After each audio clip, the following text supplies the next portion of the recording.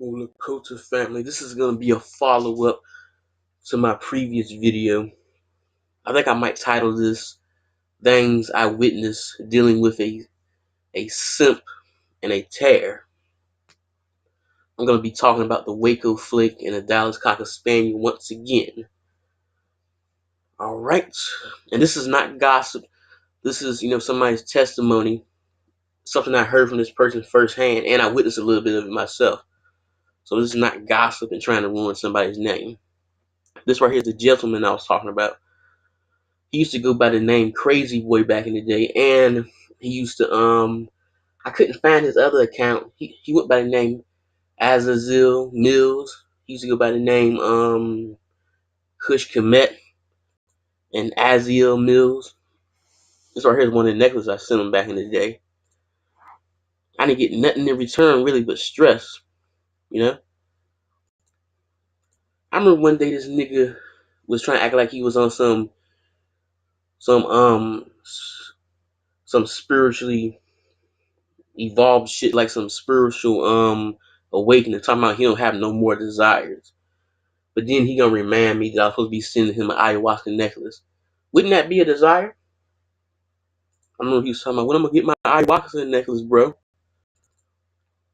I should have told that motherfucker when it's a cozy day in hell. But I went ahead and sent it to him anyway. And that necklace he wanted so bad ended up getting broke. Crazy, right? You're like, some people be wondering, why you just cut your bro off like that? Don't you think he might need your support with the child? If the child actually was his or something like that? I'm like, nah, I don't got time for that, all that drama. I can't stand the girl he was with.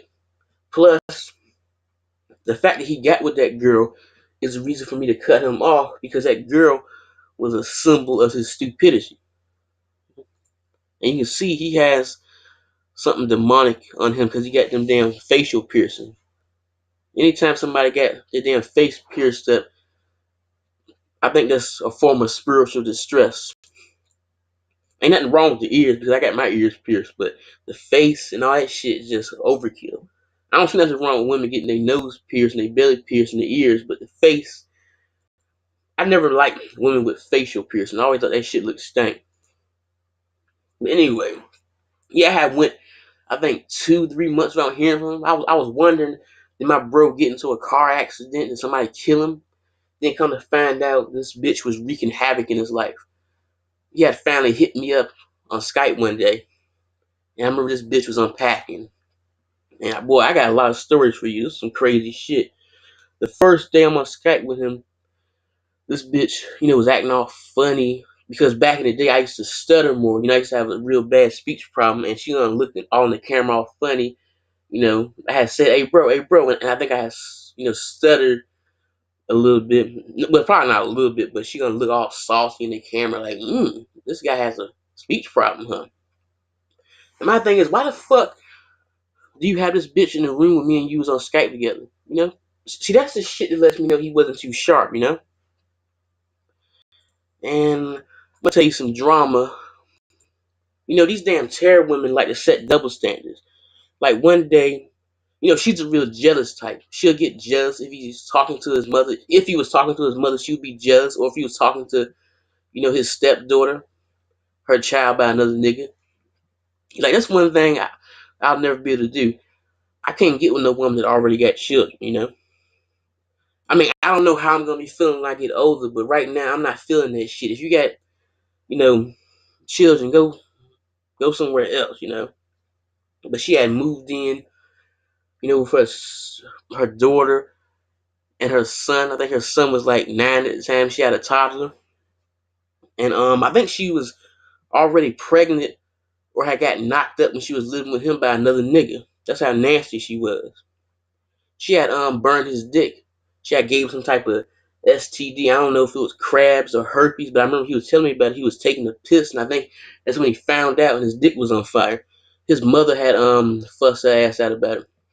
But I'm gonna tell you how these terror women, my homeboy Edwin Mana was right about how these terror women like to pull the gay card to call you back. She gonna try to call him back because he don't want to be bothered with her and he'd rather be on Skype chatting it up with me. You know? But I remember he was playing his PS4 and he had gave this woman a compliment and she gonna get all jealous talking about chill the fuck out with that or something like or chill out with that shit. But then when she's playing on the video game system and some dude gives her a compliment, it's okay. She all of a sudden wants to play more now that somebody paid her a compliment. And she's one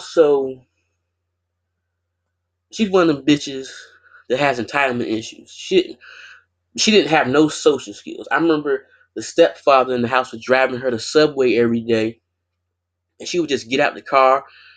She wouldn't give him no money, no gas money, nothing. She would just get out the car without saying thank you, not even a little thank you. And he was complaining about it. She didn't have no social skills. These hoes don't have no social skills. I remember the Waco simp, the Waco Flake, had bought her a lingerie set. I think a brassiere and some bloomers or some shit, and she just gonna take it and not say shit. Just take it and sit to the side.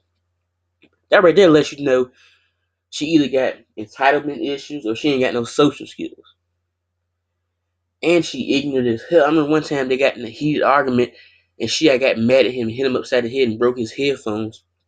The mother had fussed him out. The mother had fussed her out about it, saying, "Girl, you don't do no shit like that." And she was stupid as shit too. She was mixing chemicals and shit together. I remember the mother was doing laundry and she was complaining about the detergent burning her hands. She was like, "Did that girl mix some of this shit up or something like that?" You know? And she was trying to get over. She would work for like a month, then try to slowly, gradually ease her ass back to the house and just sit on her ass.